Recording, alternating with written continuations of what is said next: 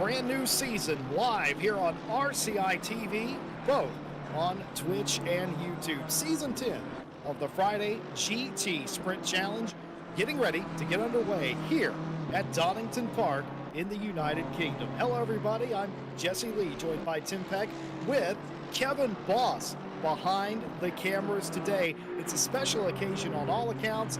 Welcome home, Tim Peck.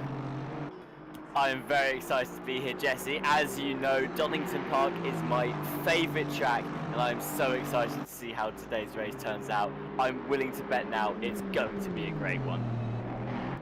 It certainly will be a fantastic race. Donington Park, a fan favorite amongst drivers and fans alike. We had a little talk before we went live tonight. At least two of us here in the booth agree that this is one of the best tracks in the world. I would die on that hill if I needed to be.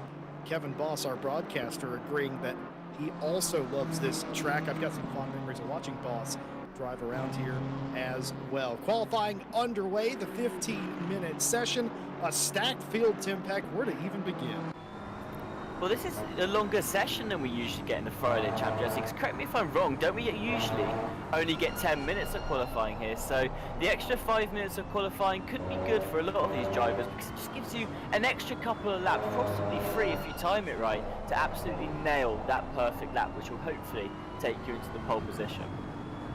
It's a rather quick lap as well. Not quite the quickest you can get away with in ACC, but you get many an opportunity to set a quick lap around here based on the pace around this racetrack.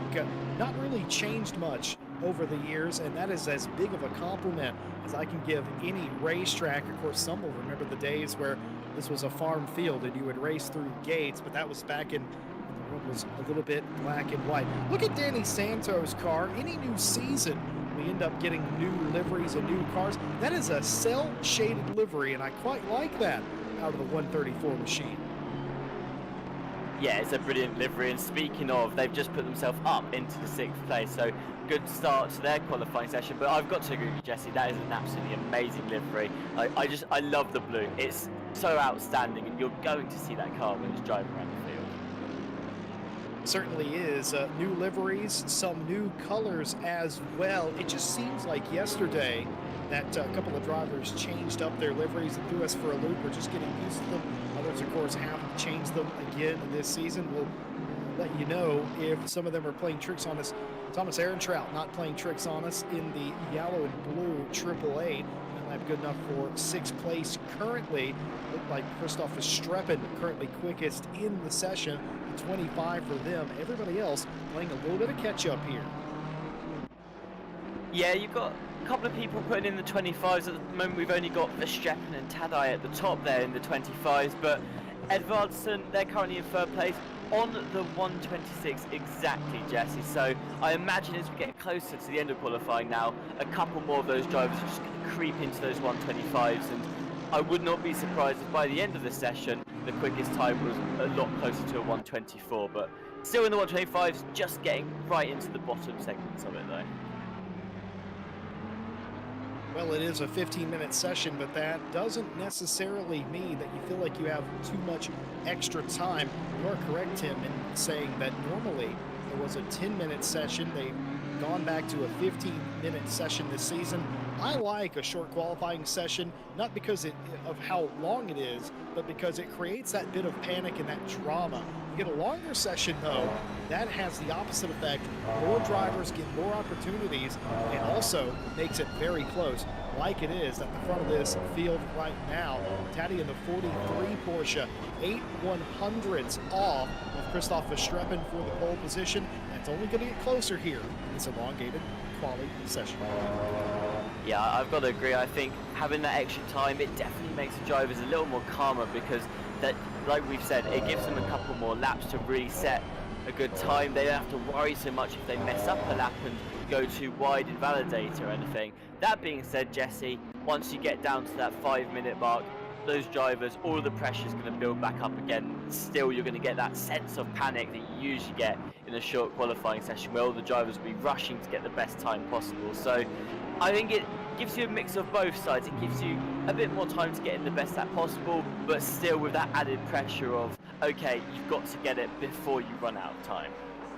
Very much is. Martin Lawrence goes ahead and slots into P2 for Connection Lost Racing. 52 100s off of the provisional pole time. That 25.7 still out in front of the rest of the field.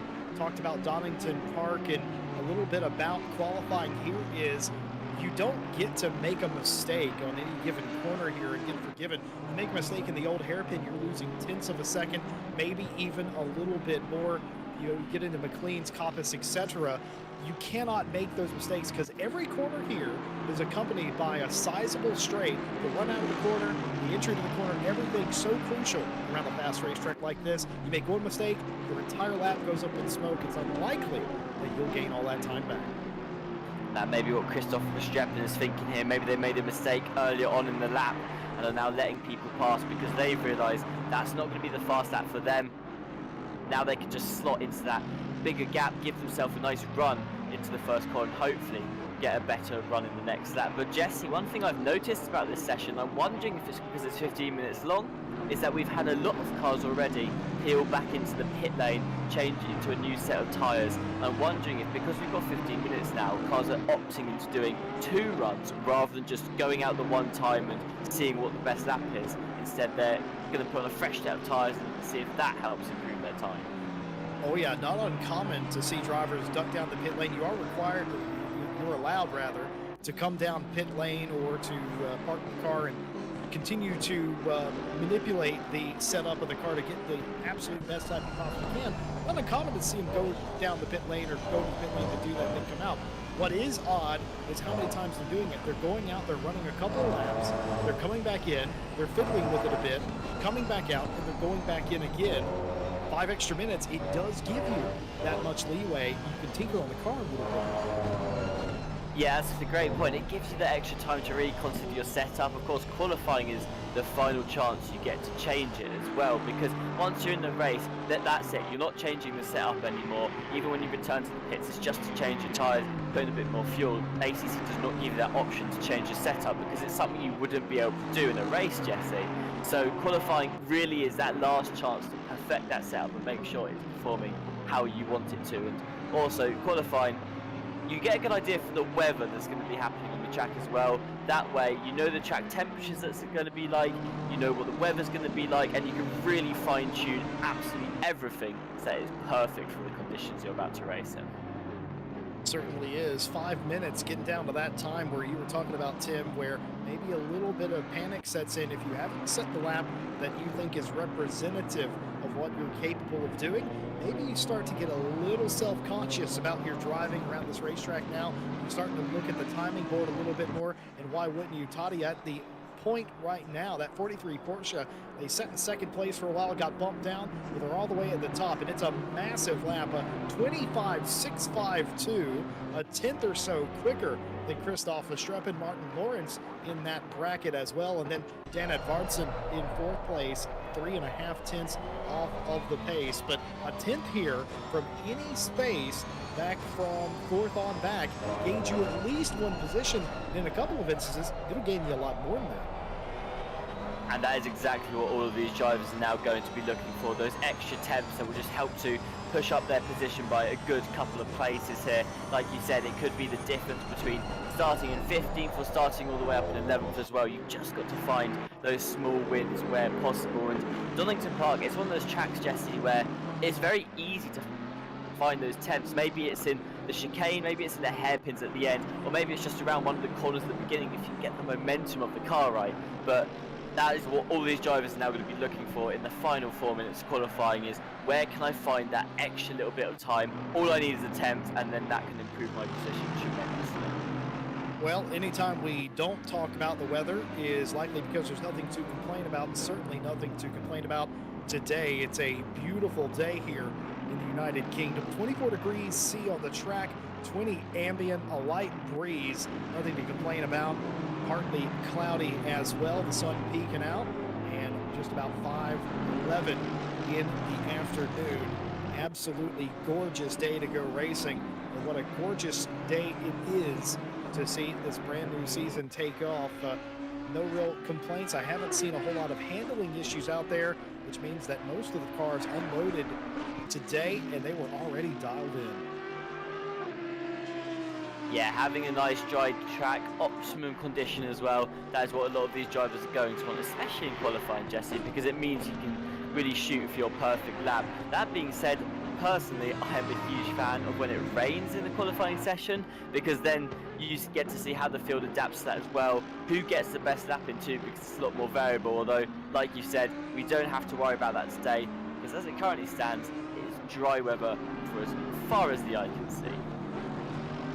Certainly is no threat of rain today that we are aware of, but then again, I've said that on this broadcast before and been horribly mistaken. I just felt I needed to say that out loud just in case it does go wrong. Certainly doesn't look like it now. Jaroslav Roth, the man they call Jersey, another CLR entry here on Friday. You love to see it, the 288 threatening to get inside the top five. It's going to need a little over a 10 to get that done. Should have a couple of laps left to run that time that they need to get inside the top five, maybe even a little bit more. A couple of Jersey's friends inside the top five, I would say as well. Wants to get a little closer to his buddies, I suspect. Yeah, their aim is going to be to close that gap as well. You can see that even if they gain a 10th there, it's not quite going to be enough to put them up into that 5th place position. So they're looking for quite a lot of time. Although I suspect one of the reasons they've gone wide around the corner like that, they went slightly off track if you saw there, Jesse. I suspect one of the reasons why is something that a lot of drivers try to do around here is you can just get that extra little bit of power into the car. You can get a bit more track to accelerate on. So you'll find a lot of drivers will go slightly wide at the end there, and then they've got more track to accelerate down, going across to the start, finish straight, just giving them the extra bit of speed after they cross the start-finish line. Well, of course, a couple of things that are different for some of our new audience that may have saw our esports series that kicked off just about a week ago. This is not a custom BOP championship.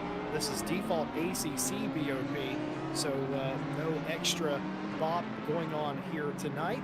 This is the standard ACC formula, and of course not a team championship, so to speak, just a single driver, 1 hour race, as pure as it possibly could be. There will be a mandatory pit stop. We'll talk about that as we get closer to the green flag tonight. But yet, before we get ready for that, still 30 minutes left here of qualifying. All flying laps will count. You're on a lap, when the timer hits 0, you get to finish that lap. Kevin Tadai is currently on that provisional pole position, a very strong time there of a 1:25.6, and from what I've been seeing, Jesse, they've got a bit of room for improvement as well. They found some time across Sector 2, they just have to hold on to it after they get into Sector 3. And something else you might notice is that Christoph Verstappen, currently in the pits, will not be doing any more improvements on their lap time, so they will be starting second at best here, because they won't be able to improve that at all. Martin Lawrence still out track, hunting down Verstappen. Goodness. That was close.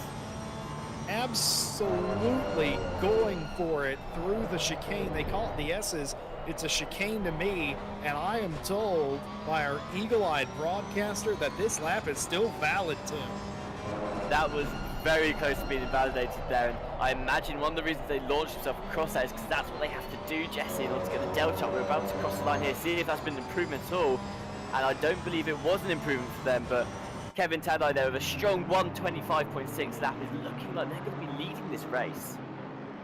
What an impressive lap. That 25.652. Dan Edvardsen drops Jaroslav Roth, Jersey, back to 5th place for the time being. An improvement there on the late going, as it doesn't look like anybody's going to have anything, like you said, for our pole sitter, but still, a 10th makes a difference, a 1,000th makes a difference, and it definitely does for Justice here, as they're able to get at least a couple of more spots closer to the top 10. P12 for them. Julian Schaefer comes across the line, and that was an improvement for them as well. 26.330. Everybody getting their final laps in. 3 cars left to come across the line. Bidden being one of those drivers now, just coming around the final corner, hoping to improve their time enough to take them up from 19th, and not quite going to be able to do it. We'll be starting down in 19th place there, but those are your results for qualifying, everybody. Kevin Tadai will start on pole position, Christoph Verstappen just behind them in that 2nd place, and Martin Lawrence will round out the top 3 going into the race. Well, there you have it. I don't know if that's Tadai's first ever poll here in RCI competition, but never mind. A brilliant poll, regardless, well deserved. The starting order running across the screen here today. And we go to so many places where qualifying is important. I'm not trying to say it isn't important here because it certainly is. But Tim Peck, this is a racetrack you can get your elbows out on. Yeah, absolutely. Donington Park, so many opportunities to overtake, unlike others where track gets a little bit tighter in places and you find yourself just following the same car or race. Donington Park has so many opportunities, Jesse, where you can really take advantage of the whole track. Going into the chicane, you can go too wide, and even though it's quite tight in the middle, there is room to get your elbows out there, and especially in those final two hairpins as well. You see a lot of overtakes happen there. Going through the first sector, if you've got more momentum, Jesse, then that is just in your favour as well, and hopefully you can fight your way through. So all across the track at Donington, so many overtaking opportunities. It wouldn't surprise me today if we saw a lot of those being utilised by some of the drivers further down the field. Certainly is the case. You know, this is the point of the broadcast. We would normally show you championship standings, but as this is race number one, we don't have any to show you. So there isn't. So we won't. Instead, what we will say is welcome in to everybody on YouTube and Twitch today, streaming live for the very first time, dual broadcasting on two different streaming platforms at the same time for the Friday champ. And Kevin Boss, our lovely broadcaster, uh, unfortunately had to set all that up for the very first time.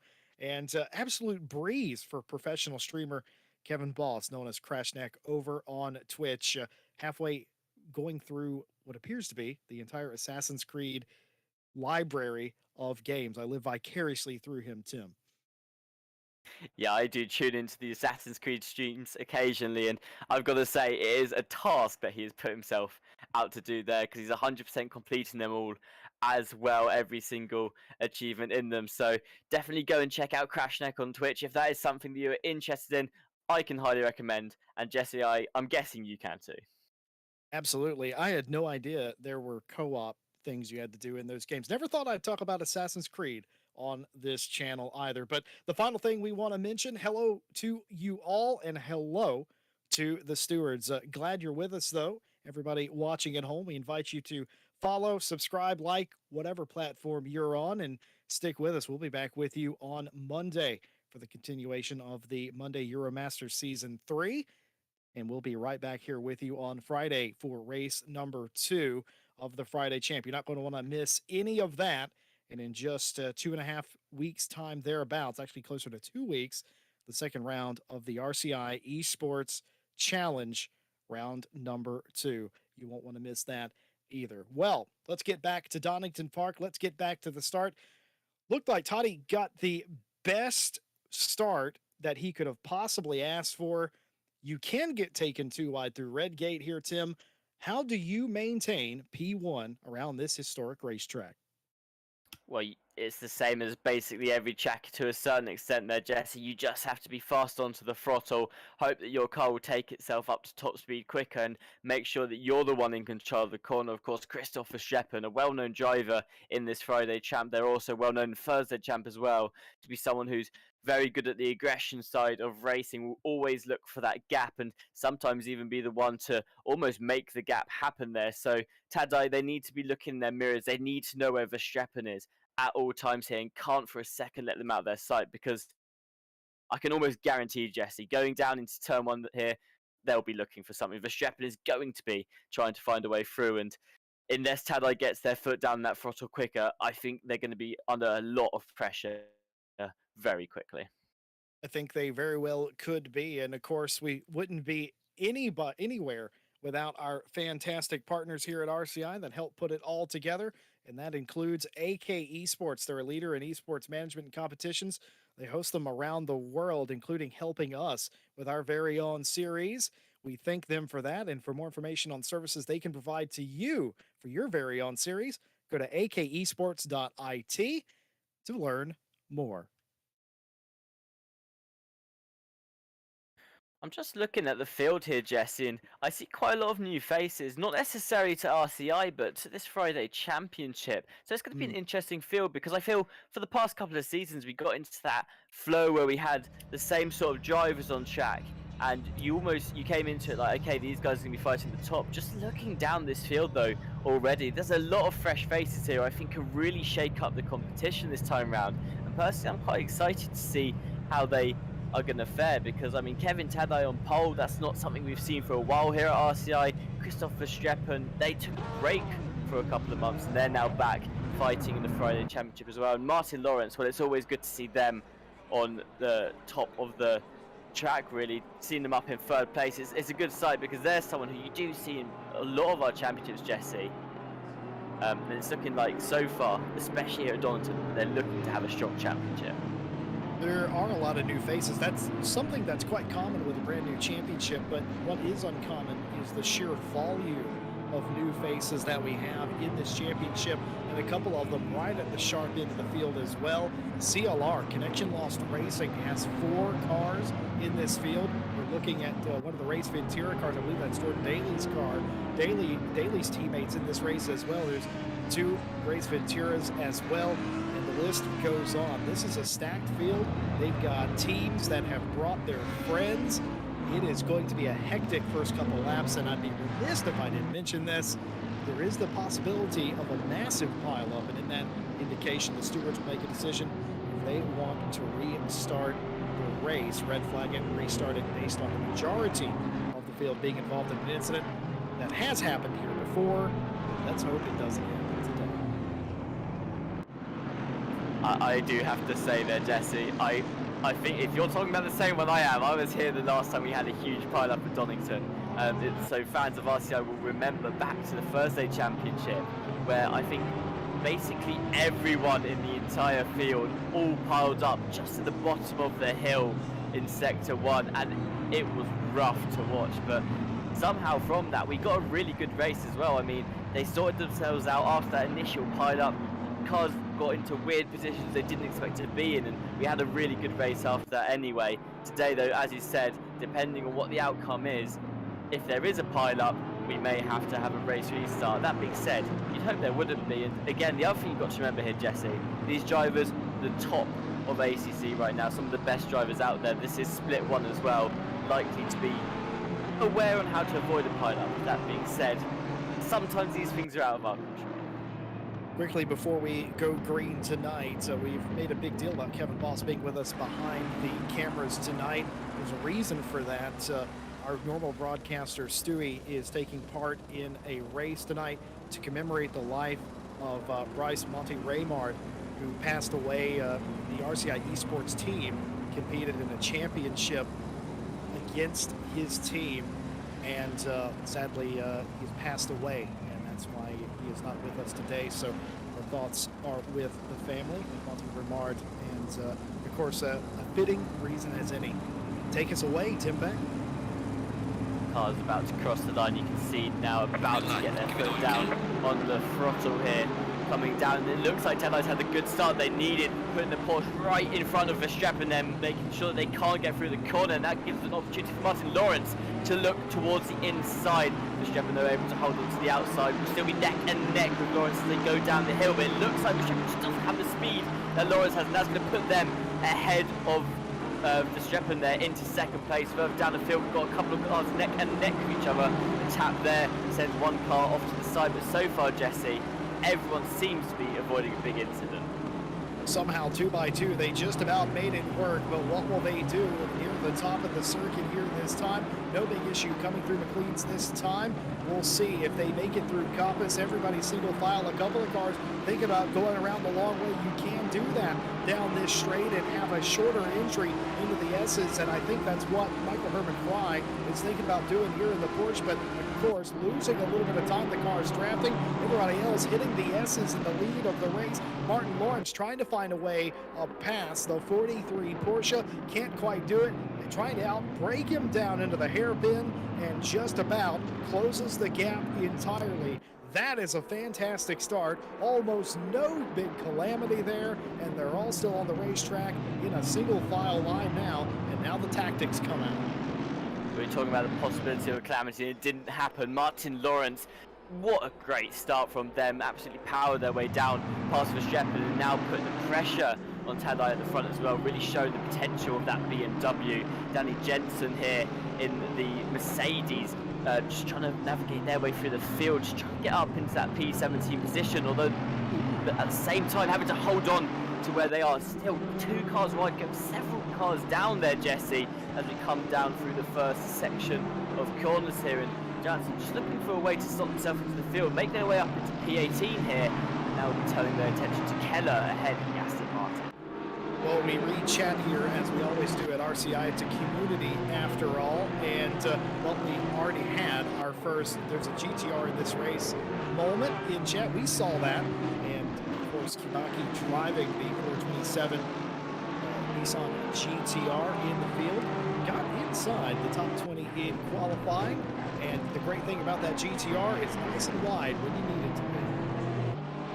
GTR definitely a fan favourite, something always mentioned at RCI. Here comes Ted Edwards though in the Audi, a tap from the rear there, going to send them off the track, and unfortunately for them, they'll probably send them to the back of the field there, Jesse, just to get the rear of the car caught there. An unfortunate situation for Ted Edwards, who was looking to go too wide into the S's. Here we've got Kowalski in the 2-1-2 Aston Martin.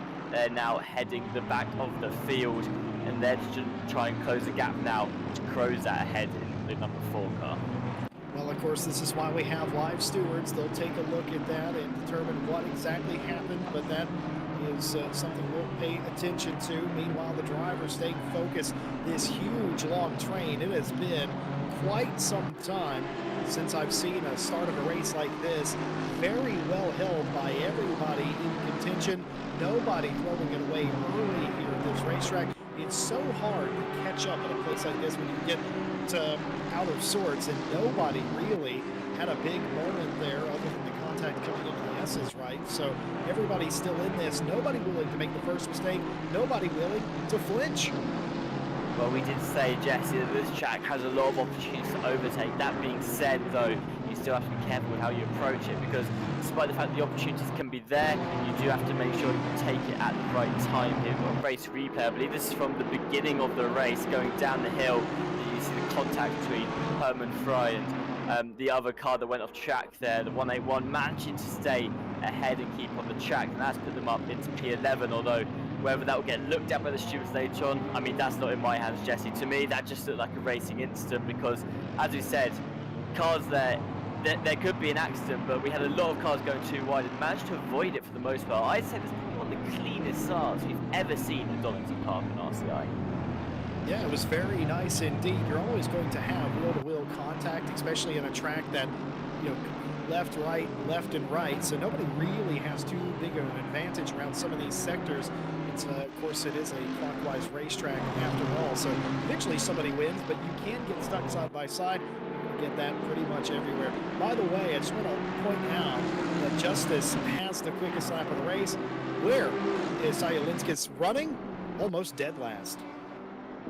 And that's something I was going to mention, Jess, is the silver lining for both Ted Edwards and Zelenskas here is, despite the fact that they're now a bit far from the back of the pack, they've got completely open there. They can just focus on their lap times here, and they're both very fast drivers. So when the pit stop rolls around, because we do have a mandatory pit stop in this race, when that time rolls around, if they've been putting out good laps, they can see jumping a couple of cars just on pace alone there. So despite being behind the pack, it's not all over for them yet. They still have time to catch up, especially on the track here. Billen threw it down the inside. I didn't really throw it down the inside. Had the lane on the inside provided to them, and absolutely did not squander the potential overtake. In fact, got two of them, nearly 3 wide coming through the hairpin. Minor contact, all things considered, but Billen, Tim, absolutely had a run, took it, gained 2 spots. And I think that's something you have to do around Donington, is you just have to really throw it through those corners. The S is one of those where you just have to sort of put your head down and almost hope you're going to make it through. But Billen there just showcasing that that's exactly how you do it, and there is overtaking potential despite how tight the corner can be. Well, Vuta knows exactly what it takes to win in this series, has won races at RCI before, knows what it's like to battle in the pack like this as well, and certainly no stranger to competition. This Hardway Championship, Mr. Billen doesn't enter as far as I'm concerned. I've seen him believe in Night Owl, the Friday champ, the Monday champ, etc., and so forth. Some people just love the race.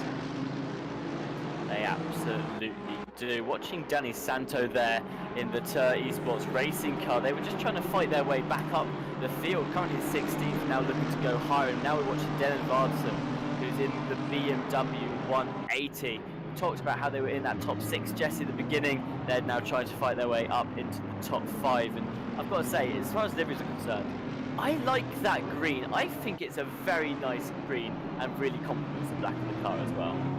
Tim Peck outs himself as British, if it wasn't already very obvious. Likes green race cars. Dennis Vardsson, though, trying to navigate a CLR logjam in front of him. That's Brecha, who is right behind Jaroslav Roth, Jersey.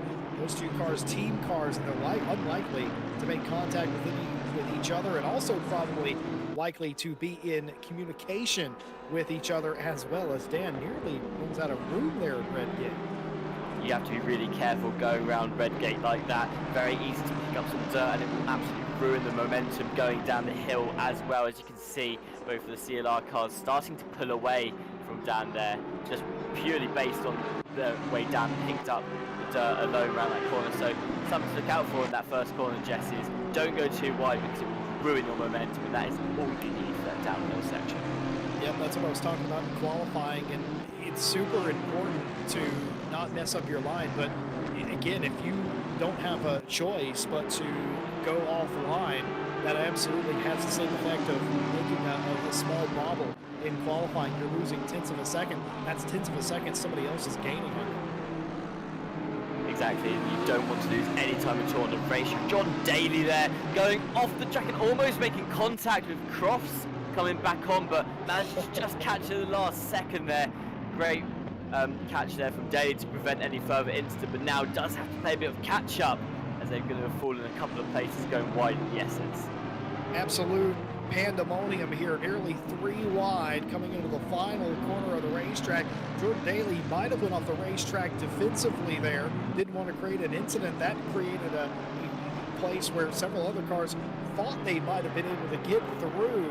And now, a little bit of contact there as everybody able to keep it onto the racetrack, but a scary half a lap here.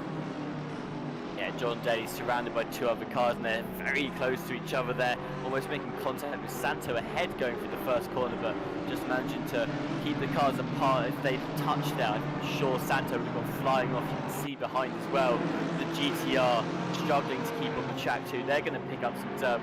Daly, a bit of breathing room here as they always looking like they're every corner they go into, just trying to be that little bit later in the brakes than Santos. They're trying to get the gap as close as possible.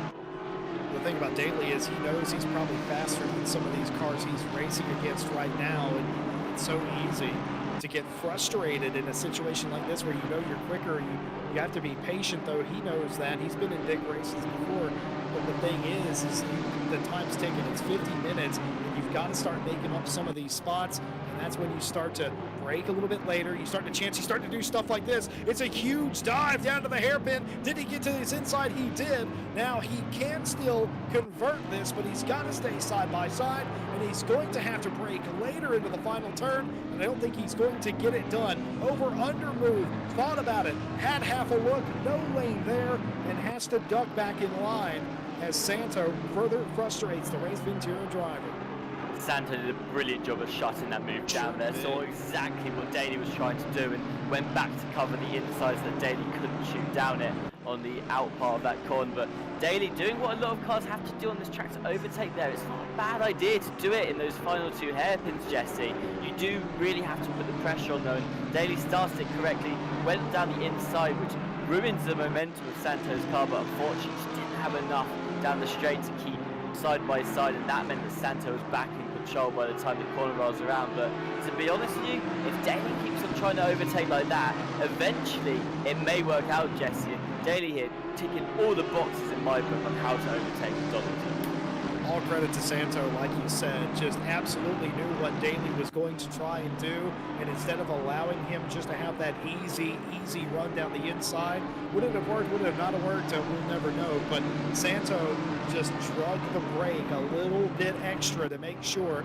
that they didn't diamond off or V off the corner. They stayed to the inside just enough that you couldn't park an Audi there, and that's why Santo's still in front.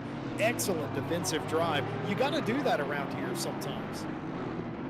Yeah, you do. You have to work on both the aggression and the defensiveness. It was Daly looking towards the inside there. Santo, again, just hanging on the outside, but didn't have to cover it. Daly didn't quite have the momentum that time. And this just goes to show, Jesse, Santo's understanding of this track. They know exactly where they need to defend, and they know exactly how they want to be able to do it as well.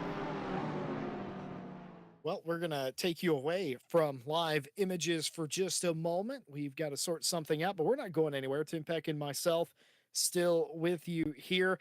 Tim, you talk about knowing the racetrack. All these are pro drivers. They're quick enough to qualify up in front of the field of all the drivers that qualified for this event. Of course, this is just the top split, of course, the pros.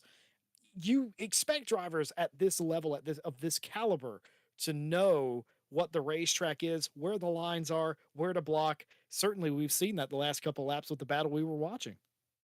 Oh, absolutely. You expect them to know all these things, and all of them do, but there are some drivers that do manage just to take it up to the next level, because the thing you have to remember, Jesse, is all these drivers know both how to defend and how to attack here, and at the end of the day, one of them has to win out. So the drivers that go for these overtaking moves, sometimes what they have to do is think outside the box, because what you've got to be thinking as the person in the aggressive situation there is, the driver ahead of me knows exactly what I'm going to try to do here. That is what we saw between Santo and Daly, is that Santo knew exactly what Daly was going to try and do. So now what Daly has to do is think, okay, how can I switch this up? How can I do something that's unexpected to Santo, which will hopefully help me get ahead of them? And that is where you really see the difference in some of the drivers as to the ones that know the track really, really well and know exactly how to take each corner to the perfect way, and then the ones that go, okay, this is how I should take the corner according to logic, but what can I do here to maybe make something different happen and benefit me later on? So it's great to see these drivers, and these are the ones in Slip 1 at the top of ACC driving that know exactly how to adapt their driving situation to what they need to be doing. Igor Arns trying to make a move for 7th place. Freechek trying to defend. Did it fantastically there. Arns will have to load up and try that again. The S's, or the chicane, if you rather. It's a great place to try and get a move done. The only problem is when it doesn't come off. Normally, it does end in an accident. We've seen a lot of almost incidents here. Excellent defense down to the hairpin as well. Butcher Billen for Weishai trying to keep the BMW Jackson behind, in fact has done that. It further blocked him on the apex of the corner, wanted to V off the corner, did Jackson, couldn't do it. Billen was there. By the way, we have been talking about all these battles in the middle of the pack. We have missed that there has been a pass for the lead of the race, Tim. Yep, we have certainly missed the pass for the lead of the race. Martin Lawrence now leading the field. They've looking so fast in that BMW since the race started. Tadai still in that second place position, now trying to hold off Verstappen though, who's just sitting 6/10 away from the rear of the Porsche there, looking to try and make up for that position they lost right at the beginning of the race, Jesse. Now just hunting down the Porsche ahead of them with Martin Lawrence. They've looked phenomenal since this race started, so feisty at the beginning there to try and fight their way up in second, and now taking the lead. They are looking like an absolute threat around Donington today. The eagle-eyed among you will notice that he is not in the newer M4 BMW. That's the old M6. Of course, the drivers get choice here at RCI. They can choose whatever car is legal for the series, and the M6 is one of those cars. There's nothing stopping anybody from taking the old McLaren, the old Audi, etc. if you wanted to. Some drivers prefer the M6. It steers like a boat, I'm told. experienced some of that firsthand, but it absolutely goes in a straight line, and that is super important around some of the racetracks in this series. Martin Lawrence betting on that horse, and why not? The 171 out in front of this field, and Tadai trying their best to keep the Ragioli team car up next to them, and to his credit, kept it within a second for the majority of this race thus far. Yeah, did an absolutely brilliant job as Martin Lawrence at the front. We're currently watching from the rear of Igor Orms. They look back on Freiber behind them in that 181 Porsche. You can just see going downhill the Porsche, trying to keep as tight a line as possible, matching Orms' moves exactly here, as that will give them enough slipstream and momentum to really close the gap. And there it is paying off as Orms there getting very, Ferrari getting very close to the rear of Orms' car, and you can just see now the Porsche real close. They'll be looking to do an overtake, Jesse, as they come down the straight here towards the S's, towards the hairpin. You can see sticking out now, looking for that move. That's actually Orms there looking for a move on Freck ahead, and just able to... Oh, it's going to be... This is now Fry coming in. The freeway fight here for 7th position. Who's going to come out on top? It looks like Fry still struggling to find a way through, but Orms able to fight their way round as Frank coming down the inside of the column. That opens the door for Fry to go around the inside as well. Orms losing out 2 positions there, finds himself at the back. Now it's Fry and the Audi going down towards the final corner. Fry going forward around the outside. They'll be on top for now, but won't be sooner as they lose out to Freck. And Freck winning the freeway fight. Fry comes past Orms. Orms losing out will find themselves down in 9th place.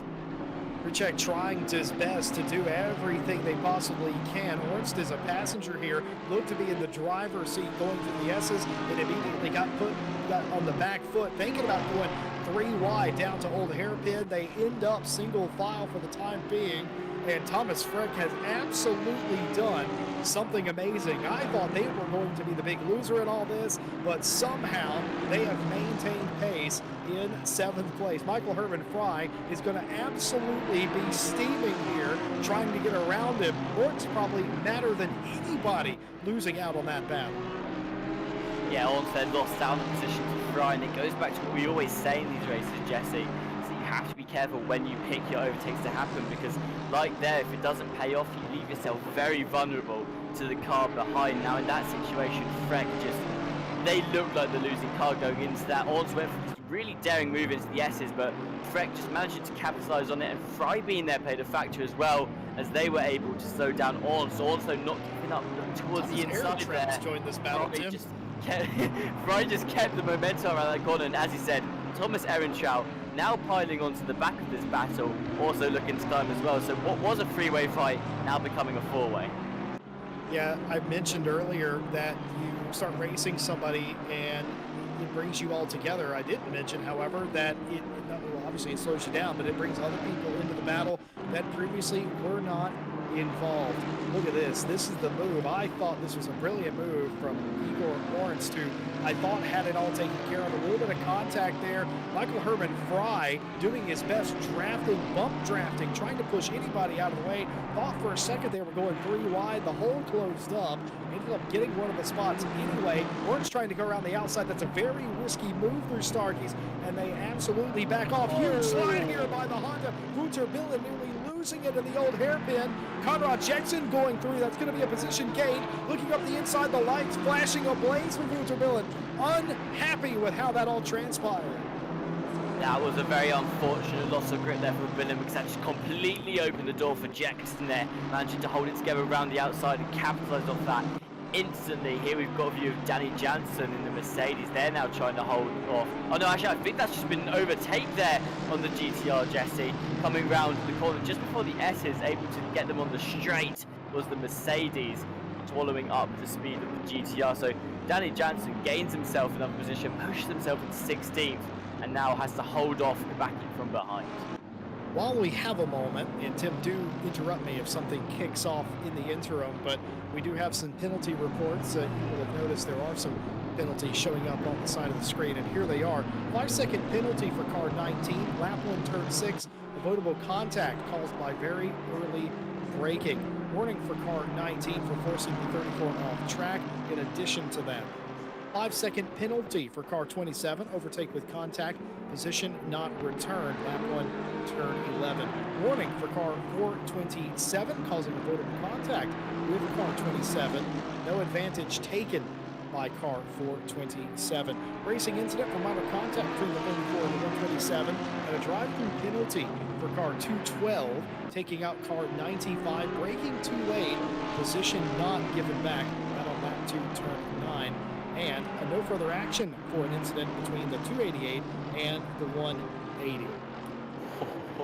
For a second there, I thought Fry was going to go for a move on the Freck there, going down into the S's again, but just ducking back in behind and deciding that it didn't work out for Orns, probably not going to work out for me either. Now you can see Fry just trying to sort of size up Freck again. Jesse, they currently have the fastest lap in this race. Fry here looking very competitive in the Porsche. That's why they're frustrated as well, is that they're stuck in this groove. They know they probably have a top 5 car. I mean, heck, they got the fastest car of the race right now, so they know that this isn't their ultimate pace for Michael Herman Fry. They just got to get through this traffic. It's okay if it's one-on-one, you can pick your way through it, but we saw that earlier, 3, maybe 4 cars getting involved now, and that changes it. Not only do you have to attack in a way that gets you the position, you also have to be able to attack in a way that doesn't leave you susceptible to being repassed. Otherwise, you go back to naught and you start over. Oh, and it's a big one into Redgate, the 34 and the 183. Wouter Billen goes around. The other car does wait there. Absolutely unintentional, but an accident nonetheless. Yeah, and that waiting will be good for them because it will lessen the penalty, although I still imagine, Jesse, that a penalty will be given there. Well, we're going back to the fight between Igor Ornst and Fry as Igor looks to try and capitalise off a mistake made earlier that saw them go back a position. Not going to go for it again this time now, a lot more aware of the car behind them. Aaron Trout, though, looking for a move down the inside, so is Fry from the top to the outside just before the hairpin starts, and now throwing themselves around the outside, going to want to be 2 by 2 as they go down towards the final corner. Not able to stick though. Fry tucked back in behind the Audi, but oh my god, Jesse, that was a very late decision there on the move. And is that Ehrenschau now ahead of Orns? They come down onto the start-finish straight. It sure is. Able to get that move taken care of. Had the inside Aaron Trout able to move up 1 spot in the M4 BMW. Michael Herman Fry is no longer diving down the inside. They're trying to go the long way. Pushed off a little bit of the racetrack was Michael Herman Fry by free check in the 13, but doesn't come to anything as they go back to single file. Still no pass for Herman Fry, still trying to get that car into 7th position. Meanwhile, Aaron Trout and Ornst fight each other behind them. That has temporarily relieved the pressure. Looking down to the inside, is it going to be a clean position taken by Herman Fry? You bet it is. Finally, at long last, after 15 minutes, he's done it. And that means Fry is now completely off the leash. They can try and take away any gain on Freck ahead if they want to. Not Freck, sorry, the Mercedes, or Breccia ahead if they want to. They've just taken Freck now, who's under pressure instantly from Aaron Chow and the odds behind. Of course, it's still a 4-way battle, Jesse. Those BMW and the Mercedes still lurking just behind. But Fry there, they're going to be so happy that they fought their way through. They've been lining that up now for a good couple of laps. Although Freck not wanting to give up there, but towards the inside of the first hairpin, and still very close as they come down to that final corner. Maybe Freck here found a bit of speed that they want to try and get back ahead of Fry. Definitely not falling off as quickly as some may have guessed based on Fry's speed initially. Certainly so. Any sort of position gain, obviously you've got to get back into your rhythm because you've been driving aggressively the entire time. You've been taking lines that you normally wouldn't be taking on a quick line. So you've got to get back in that mentality of, okay, I'm hot lapping again and trying to close the gap of the cars in front. Pit cycle is fully underway. The pit window open and drivers nearing the halfway point in the race are deciding now is the most advantageous time to duck down the pit lane to get the pit stop done.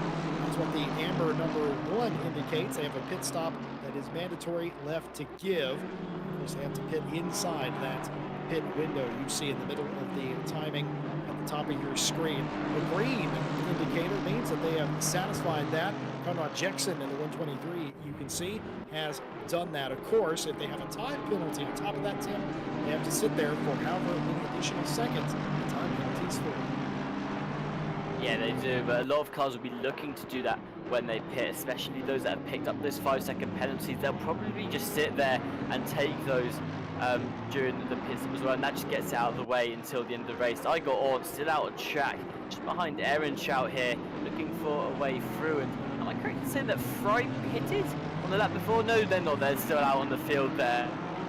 I completely messed up who had gone to the pits here, but this group, they've now got a decision, Jesse, on do they want to pit now at the beginning of the pit window. Of course, it means that they'll have slightly older tyres by the end of the race, but I mean, they're not going to be that old. I don't think it matters. If I'm Freck here, even Aaron Chow or Orns, I'm probably thinking I should pit as soon as possible, get in some clean air, put out some really good laps, and hopefully I've managed to undercut Fry and get back ahead of them by the time that the pit stop cycle has ended here. So I'm interested to know, will any of the drivers take that, or will they just all go for the safe bet of pitting as close to the 30-minute mark as possible? Certainly the case. Of course, we talked about in qualifying, there are some new things for Season 10 for the GT Sprint Challenge, and we saw the 15-minute quali, which is 5 minutes longer than it had been a couple of seasons ago. And on top of that, there is a new pit window. Normally the pit window is pretty much the length of the race usually. It's meant to keep teams from pitting at the end of the first lap and, of course, on the last lap of the race. That's usually what it's used for. This series, though, they've got 10 minutes to get the pit stop done in the middle of a race. The middle 10 minutes is the only time that mandatory stop can be taken.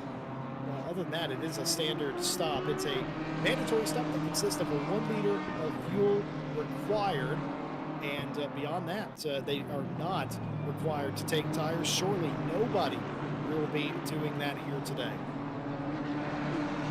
Yeah, I think with an hour-long race, you don't have to wait that extra 5 seconds to put the tires on, and that just means you can get out of the pit as quickly as possible as well. Santo here, currently still behind Linjup as they go through the final 2 hairpins. Danny Santo's done a good job so far of just keeping that tier sim racing esports car on pace. And Jesse, I'm not sure if you've noticed, but that BMW, we've got a couple of different ones on the field here today, but so far the BMW being one of those cars that just consistently, I say, performs well.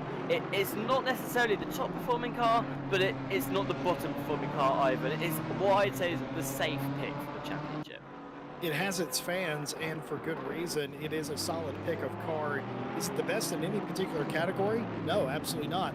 But is it a great all-arounder? Speaking of great all-arounders, Christoph Streppen in this car, the Aston has been a long favorite of people who just want a car that can perform, that can do it all. It's decent in the wet, it's decent in the dry. It doesn't have the highest top speed, it doesn't have the best brakes, but it does everything slightly better than average, and that is a great weapon for a great driver. You can win in any car. I mean, just look at our top 10. We've got excellent manufacturer recognition. We're talking about the BMW, specifically about that car. It has become the Swiss Army knife of race cars. Yeah, the Aston Martin definitely a driver favourite, just for its absolute versatility on track. Ted Edwards, we saw them have an instant earlier on this race that sent them towards the back of the field, but now they find themselves sitting pretty 21st overall, and this is after the pit stops down there as well, so they've been climbing through the field. We talked to Jesse earlier about the overtaking potential, and it looks like Ted Edwards has made the most of that, as now they're putting pressure on Crozat ahead. If they can get this position, they'll be back up into the top 20, which would be a good result, seeing as earlier on they were sitting all the way down in 26th. Yeah, they were dead last, pretty much. They were second to last, actually. The 11 car did not come out on the pace lap, so they started from the pit lane. So beyond that, they were dead last of the cars running in the pack. Of course, after the incident in the S's, they've been able to gain spots. They continue to gain time and spots as well. And talk about Ted Edwards for a second for Race Ventura. This is a driver who started his career in ACC that was sort of AM-ish to semi-pro level. We'll call him AM to silver, and has spent quite a long time in silver honing their racecraft. They are in the pro split here on Friday.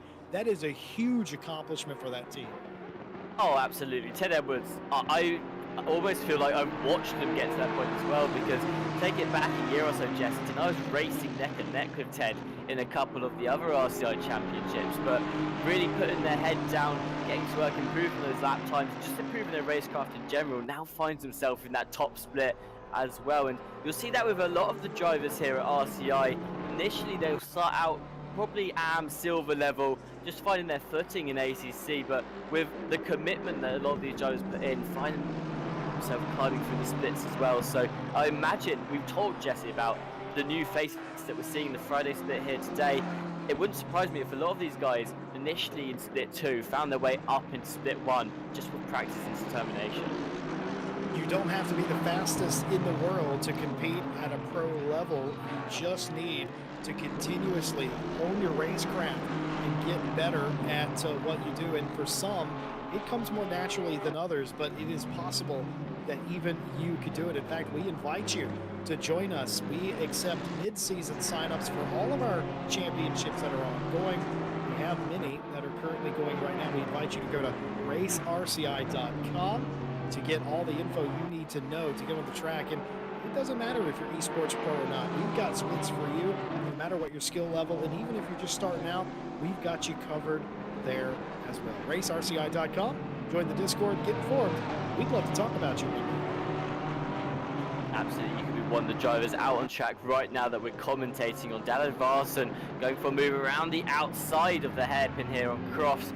Not able to do it, but now looking to do a little switcheroo. Goes towards the inside of the corner, and now going to be getting off quite a good bit of acceleration now. I think that's the move done, Jess, but Crofts still on the inside here. Going to keep the pressure up on Edvardsen, not give it to them so easily. They both go around the corner neck and neck. Who's going to come out on top? The BMW is going to have a lot more power in the straight line than the Porsches here, but Crofts had that advantage of being on the inside, but it looks like Edvardsen just able to pull ahead here going through the corner. Crofts though still tight on their tail, looks to go towards the inside there, but again just slightly behind, but definitely not disappearing anywhere as that 977. Matter of fact, talking about Dan Edvardsen for a second, I'm pretty sure this is the first time we've seen him in the Crumlin's esports sim racing colors. We talked about you liking the green earlier, but I was trying to recall if this might be a debut race here for this esports team, and I think it is for Dan Edvardsen. Lovely to see it, and what a pass that was. Again, you're going to have a bit of contact, and I don't claim to speak for the stewards, but usually they let little stuff go, and obviously stuff does get reviewed that with contact in it, but beyond that, I don't think there was a whole lot of malice involved in that. But again, not for me to decide. Simon Kibaki going side by side here with one of the GTRs in the field today. I'm trying to be off the corner, didn't get it done. GTR still in front for the time being. A couple of more times this happened. Huge defensive move down to the S's. Oh, and that's what happened. Contact there. Both cars off the track into the S's as they gather themselves back up. A little bad blood now. Yeah, possibly frustrating both drivers here as they continue to battle it out. And the other thing you've got to think of, Jesse, is they both went off track there and came out still as close to each other. Oh no, what's happened to them? There's a driver there right in the pit lane entrance wall, and was that Dan Edvardsen that's just come out back onto the track there? I'm not sure who it was, Jesse, but there's definitely a car there buried in the entrance to the pit lane. That's horrible. You know, it's a very small pit entry, and the way you get there, it's a sharp left-hand turn. Oh, no, it was. I'm afraid that you're right. It is going to be Edvardsen. Was it contact? It was contact before they got there. The 977 makes contact. Then Edvardsen doesn't make it to the wall, but it doesn't matter. It's a huge slide. Edvardsen didn't need to go to the pit lane anyway. They'd already satisfied the mandatory requirements. So a huge spin out of a final turn that has absolutely destroyed two drivers' races, as Crofts was the other car involved there. Just got a little too close, turned them both around, Tim. And that's going to be really frustrating for Dan Edvardsen. You can see already trying to fight their way back through, right up the rear of Keller here, looking to try and make this overtake as quickly as possible. What Edvardsen needs to do is they flash their lights out of frustration. I imagine they're trying to communicate, I'm the faster car, I know I can go faster here, let me through. Not going to happen that easy. What I was going to say is, what Edvardsen needs to do here is try and keep level-headed. It's been a frustrating situation to be this far back in the field now. You can't let that get to you, because in that case there, Keller still wanting to defend their position going into the corner, because as far as they see it, they got that fair and square up into 16th there. They're not just going to pull to the side and they're advancing back through. And what we just saw there is advancing, getting completely blocked going into the corner. They went off track and now instantly under pressure from Fry again. So they've got to keep a level head. It's a frustrating situation to be in, Jesse, but you've just got to keep going. Well, while we have a moment as we see a challenge into Redgate here, we just want to thank one of our fantastic partners, Digital Motorsport. They're your one-stop shop for sim racing hardware. For more on their humongous catalog of brands that they have, go to their website, link in the description. And while you're there, be sure to check out their sim rig builder. I've never seen anything quite like it. It's fantastic. Create your own sim rig from them as well. Thank you to Digital Motorsports for being partners with us. Tim, I am looking at a laundry list of Steward reports. Thank goodness most of them are racing incidents, but here we go. Warning for car 134. Racing incident between the 977 and the 197. Racing incident between the 9 and the 197. Racing incident between the 25 and the 180. Another racing incident between the 25 and the 180. Warning for car 197 for avoidable contact. Racing incident 180 in car 25. Drive-through penalty for car 212. Takeout, position not returned. And rather unfortunately, those of you at home may have already spotted this. Kiyakowski disqualified for reaching the maximum license point limit for a single race. Racing incident between the 27 and 183. Warning for 183 for avoidable contact. No further action between the 95 and the 19. 5-second penalty for car 30. Racing incident between the 183 and the 123. Drive-through penalty for car 34 for taking out the 183. Warning for car 181 for avoidable contact. Racing incident between the 181 and the 13. Racing incident between the 181 and the 13 on the very next lap. Warning for car 4 for avoidable contact. Racing incident between the 9 and the 134. Racing incident between the 427 and the 123. 5-second penalty for car 123 for avoidable contact, leading to forcing a car off track. And racing incident between the 977 and the 180. I'm going to take a breath now. And that is the perfect time to do it. Fry just battle their way past Advance, and you may have heard there in the video, Jesse, I got a bit excited because both cars absolutely pushing the corners to their limits there as they battled it out for so long with each other. But Fry finally able to get the better end of the stick, pushes their way past Advance and going up into the double right-hander there, and now you'll see the Porsche just starting to pull away slightly, but what a battle it was between those two, absolutely using the limits of the track to the fullest that they could. Every single corner, Jesse, just getting a tiny bit of dirt on those wheels. Scary moments here. He who dares wins. Somebody famous said that surely throughout history at some point, but it's no less true today in 2023. You're seeing that out there on the track right now. Everyone laying it out there. A lot of trust too, Tim. When you make a move daring like that, there's a little bit of trust too. You've got to trust that, look, I got to your inside, I got to your outside, whatever it may be, that you're going to allow me to exist there. I'm not going to put you off. You're not going to put me off. We're going to have this battle legitimately and gentlemanly like. Case in point. Yeah, that there is the move that got Fry ahead. Just saw him clipping the apex of that curb there as the Porsche slightly jumped off the track, but still able to hold it as they both went through. And now Fry leading Edvardsen in that situation.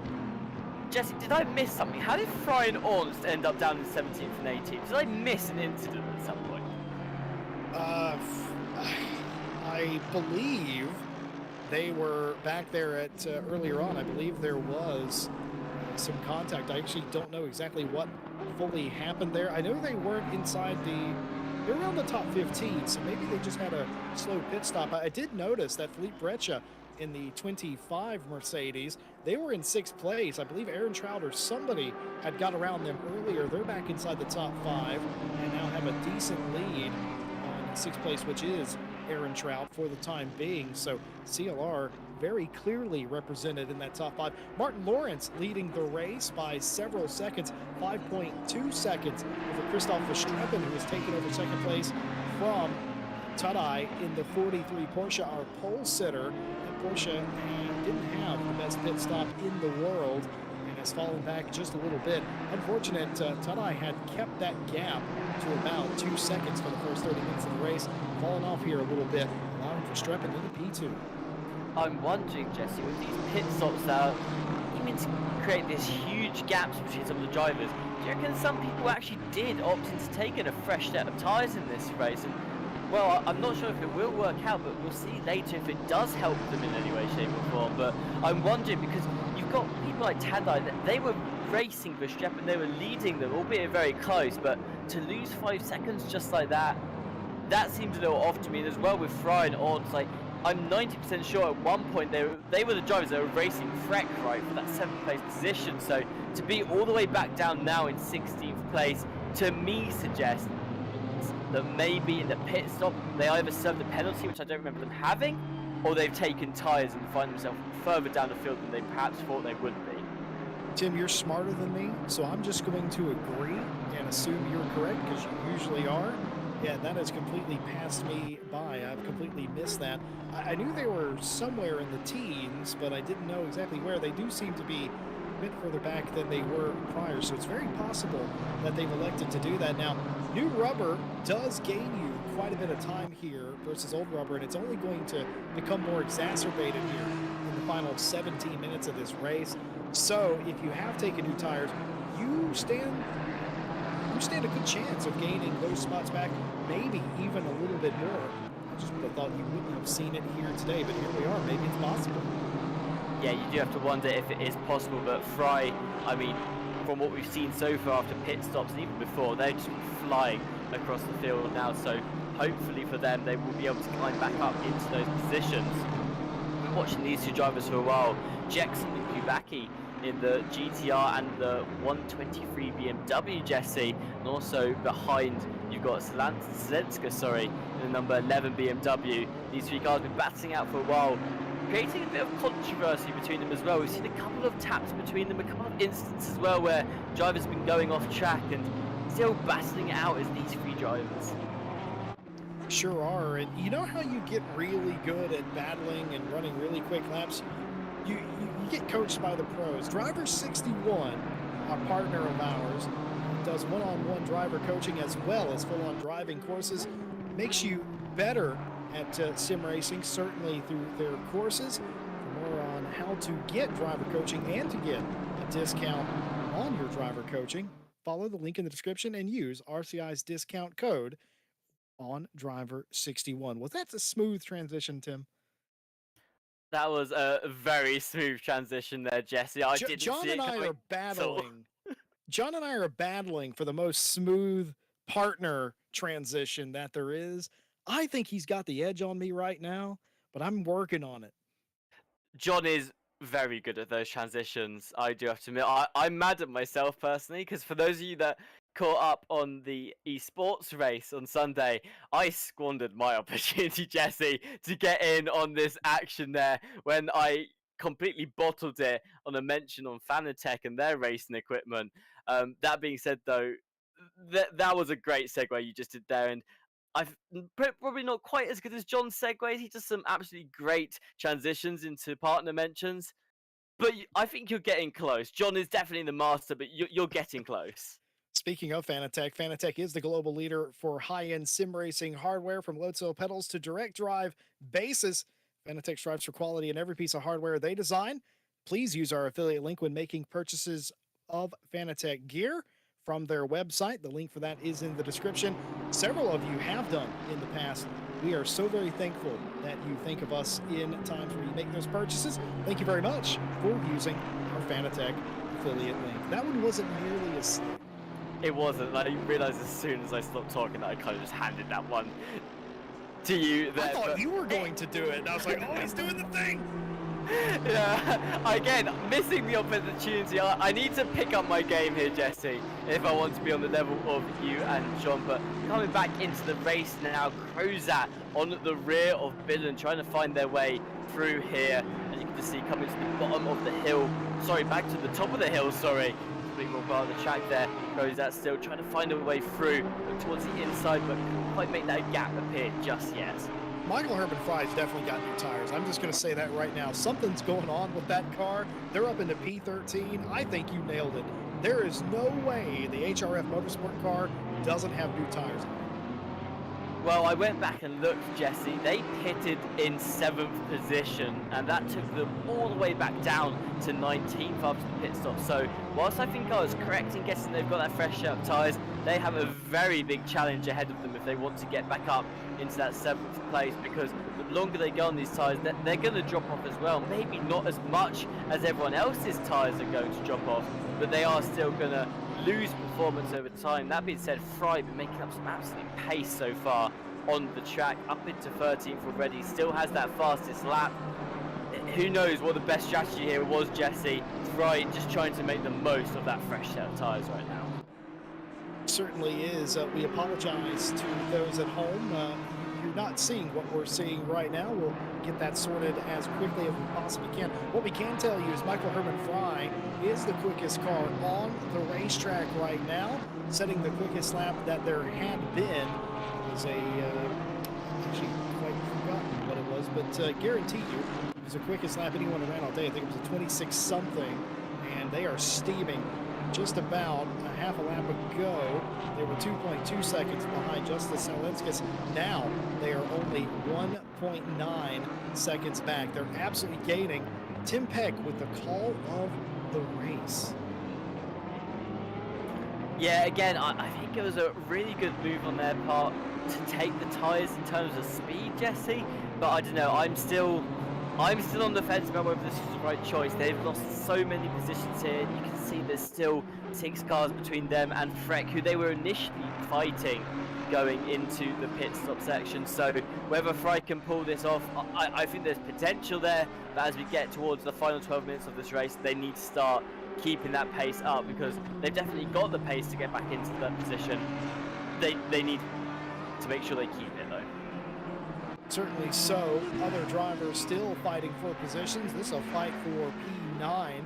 Schaefer has it. Martin Lindrup from the Chromelands Esports team looking to gain an additional spot here. We haven't really to this point talked about championship points because it's his race number 1, but this is huge. If you can get an extra 1 or 2 points, which is the difference between finishing 10th or 9th, you never know. We've had championships end in ties. We've had championships come down, many championships come down to 1 or 2 points.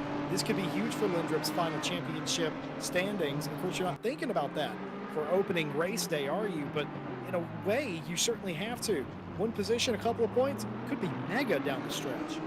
Yeah, you really do have to look into the future. We are still in that first race of the championship, Jesse, but like you just said, you have to look into the future and take every single point you can, because they all do add up by the end of the season. So Martin Lindrup here looking to get themselves up into that 9th place position. Again, all the points you can get at this stage. All the points possible. Everyone trying to do their level best here at the end of the race. Martin Lawrence has a 5.5 second gap on Christoph Verstappen. Now that's interesting. On different days, those two drivers have been teammates, and teammates to great success, winning esports races together in the recent months. They're not teammates here today.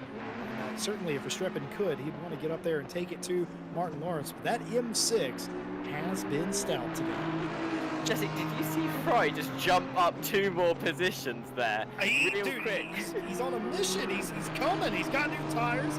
You feel like Superman when you're the only one on the racetrack that has new tires, and that's what Michael Herman Fry feels like right now. He's Clark Kent. You can see him in the background of this fight right now. We're watching Lindrup in the Audi trying to overtake Schaefer. Those of you that just saw that, and you might even see it again, there's Fry lurking in the back of the camera. There he comes over the hill, Jesse! Yeah, he's going to get there, especially if these two continue to battle. Now, I know it doesn't look like they're battling right now, but I promise you they are. They're changing their lines. They're braking a little early. They're being defensive about it and all that stuff. So they are slowing each other up, and that's not helping their condition because Fry's not being held up, and Fry has new tires. Fry is absolutely flying.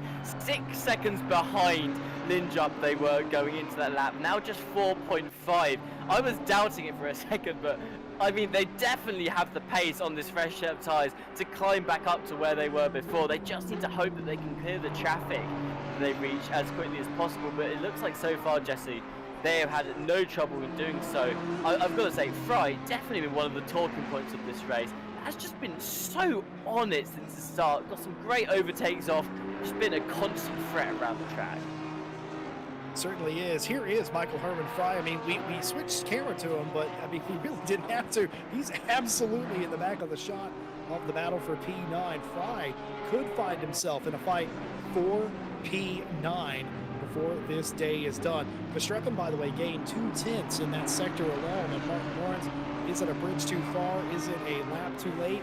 Perhaps. Verstappen, though, trying to keep Martin Lawrence honest here after qualifying P2, taking the lead. What can we say about the 43 Porsche? What can we say about Tadai? They sat on the pole, maybe just didn't have the correct manufacturer for this race, I'm thinking. Yeah, the Porsche is one of those cars that it's good, and I mean, Fry is certainly proving that it has so much potential in this race, but it does have its weaknesses, does the Porsche car. So Tadai may be struggling a bit more just to get the most out of it so far. That being said, Jesse, I mean, their qualifying result was amazing. They literally got pole position. You can't get better than that in qualifying. So Tadai maybe just struggling in the race as a whole here. But of course, they did come under a lot of pressure at the beginning. Martin Lawrence was on them as a hound as soon as the race began. We even saw Verstappen fall back instantly on the first corner as well, which isn't something a lot of viewers are used to seeing, is Verstappen falling back that quickly. Usually it's Verstappen gaining positions as well. So I think just the competition they've had today, Tadai will come back, I think, next week into round 2 thinking, okay, what can I do here to fight Verstappen and Martin Lawrence? Because it just seems like the two of them have, I think, had a bit more confidence in today's race. Verstappen's probably sitting there thinking, man, if I would have just had one more row in qualifying, that's all I need, one more row in qualifying, I probably could have taken this fight to Martin Lawrence today. Not happening for the top two. Tadai trying their best to keep this man behind. Jersey, Jaroslav Roth, Connection Lost Racing, running third and fifth, or fourth and fifth rather here, and both of them look like they could be in a position to threaten third place. And of course, Jersey here would do everything in their power to help their teammate try and get by if they possibly could do that. And well, they're going to get there. The question is, are they going to have enough time to do the deed? Funnily enough, I was watching Aaron Trout, who is just behind both these CLR drivers. Never mind. What am I watching? I think I was watching a completely different situation there, Jesse. But at one point, those CLR drivers, they were split up and they were making a sandwich with the driver. I believe it was Aaron Trout, but maybe Aaron Trout again, one of those drivers that had a bit of a bad pit stop. But you can see now Roth chasing down that podium position. They can get Breccia as well up into fourth. That'd be great for them. Probably not going to get much higher than that though, and again we just see Tadai has such a good start to this race, now struggling to hold on to their position as Roth almost look for a move around the outside there. They're going to have a lot of pace coming out of the hairpin, and it's going to be a drag race almost down to the final corner. What can Tadai do? They're just sitting in the middle of the track. But can Roth get the switch back? They're now looking towards the inside. Going to have a lot of acceleration compared to the Porsche here. Huge advantage for the Aston Martin going into the straight. Is it enough though to get them side by side for the first corner? Not quite. Tadai will continue to hold on to that final podium position. Our broadcaster Kevin Boss confirming they were bump drafting coming out of the hairpin. Roth none too pleased about the door being shut, and no quarter ass, none given though here at the late part of the race. The last 5 minutes is all to play for a podium spot. What does Felipe Breccia do behind? Do they stick with their teammate? Do they let them sort it out? Do they take an opportunity if it beckons? Do they pass their teammate? They've been running like this ever since the pit stop.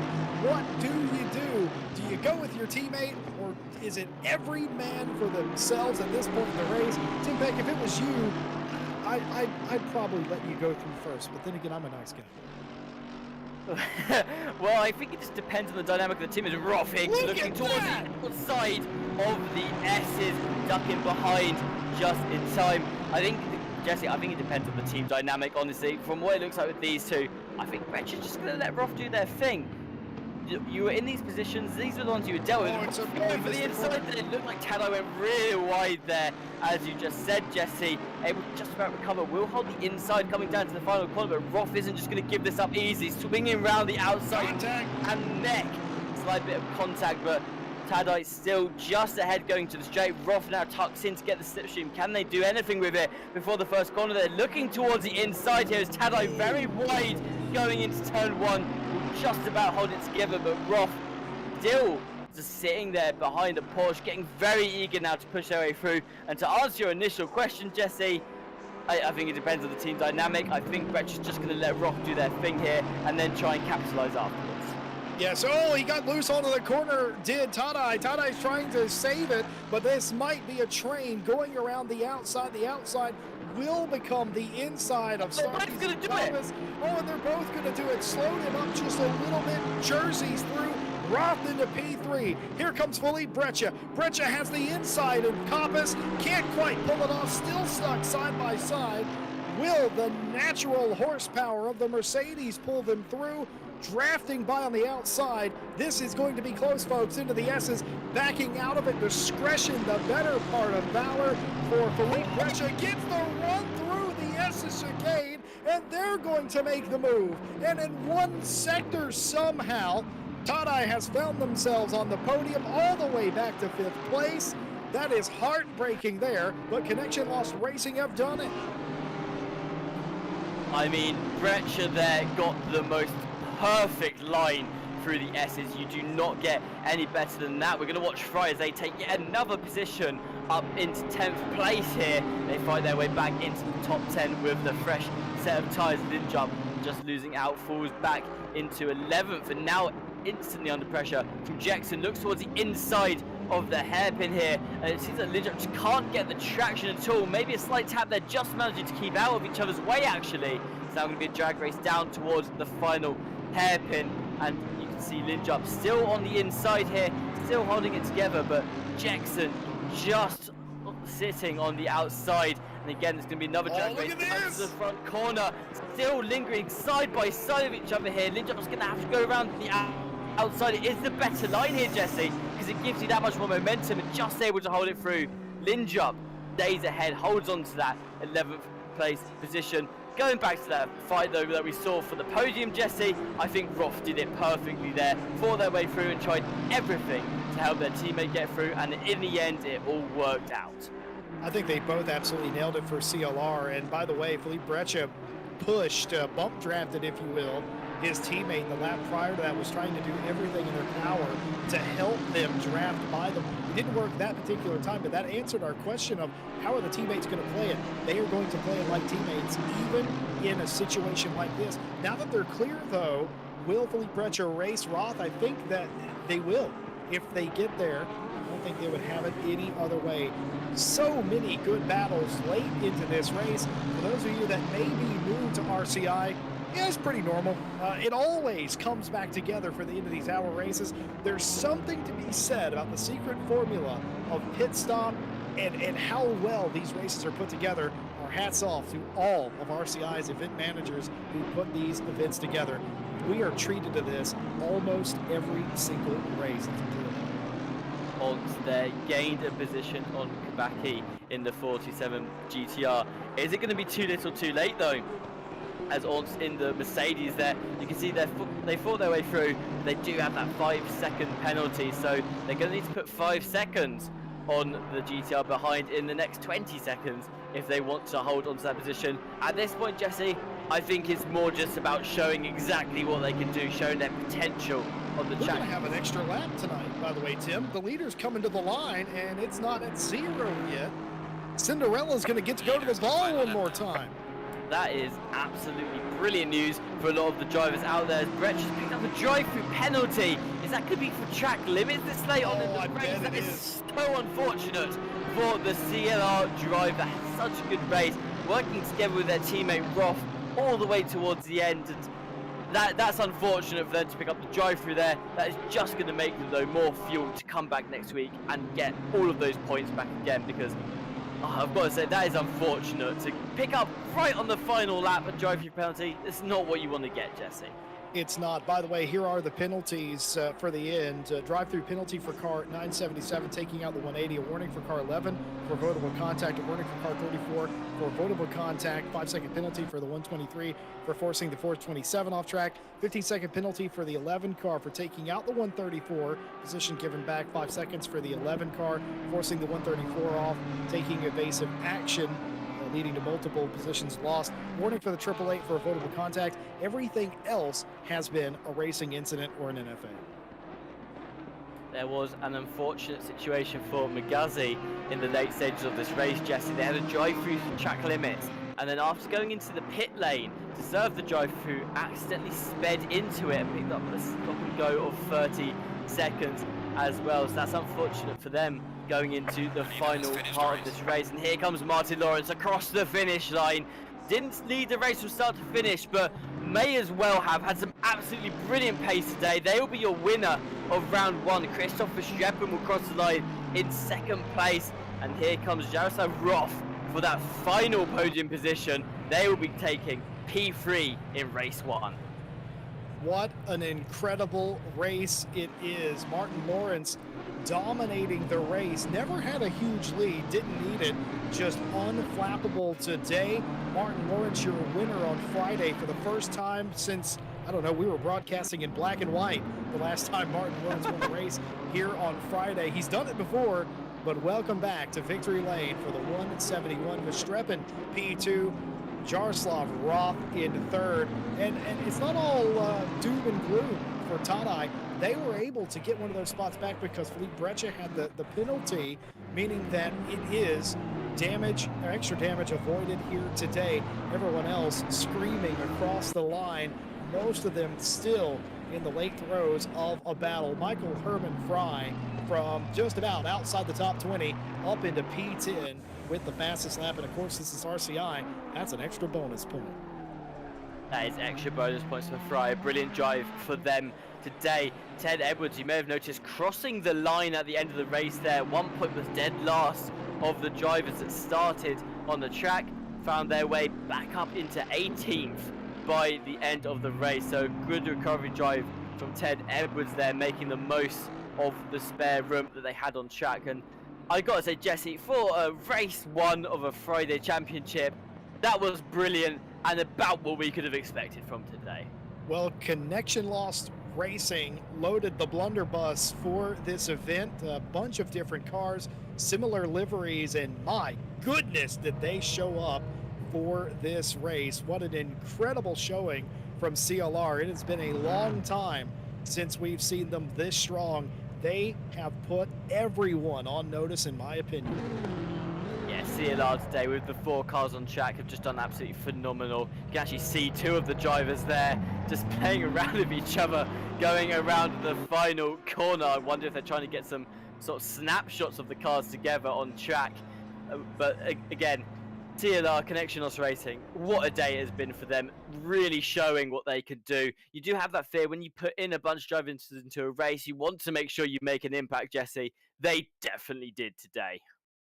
Certainly did. Of course, we invite you to join us every race that we have here at RCI. We'd love to have you back on Monday, the continuation of the Euromasters Championship. John Dalton with you at the helm for that series. Tim and myself will be back with you next Friday for the continuation of this series. We'll talk more about that in just a second. And of course, a big thank you to our final partner, Go Setups. They provide expertly crafted ACC setups for all skill levels. Doesn't matter if you're trying to be esports or you want something that's a little safer that anyone can drive. They offer you fully tailored setups, and you can have them.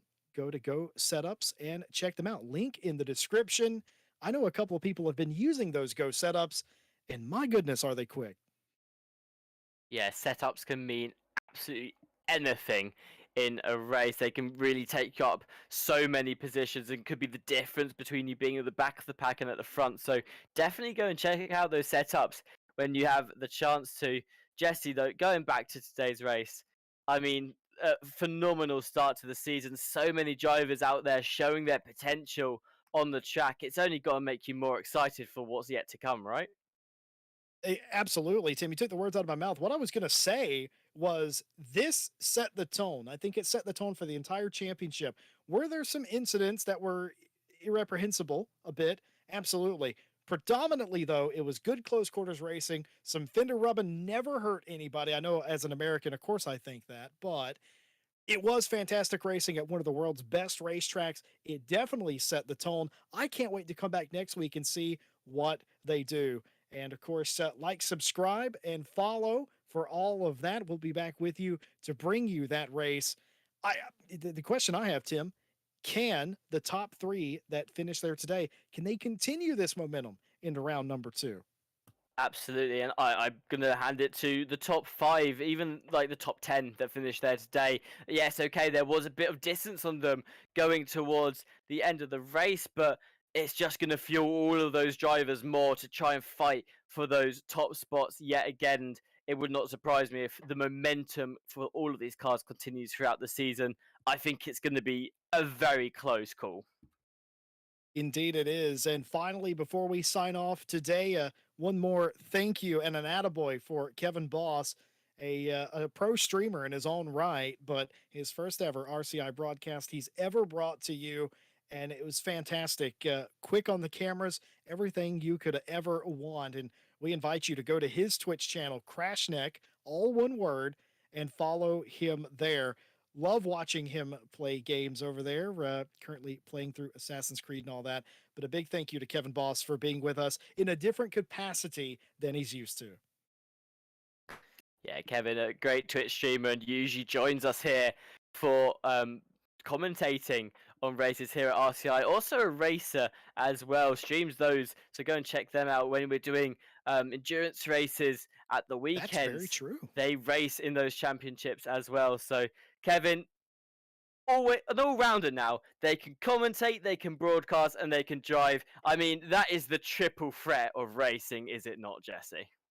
Absolutely can do it all. I've just realized that too. He has the infinity stones of being a great everything. So there you have it. Folks, that's just about all the time we have today. From myself, on behalf of everyone here at RCI, we'd like to thank you for joining us. I've been Jesse Lee, joined by Tim Peck and Kevin Boss. And on behalf of everyone here, thank you for watching. We'll see you on Monday. And until then, have a good night.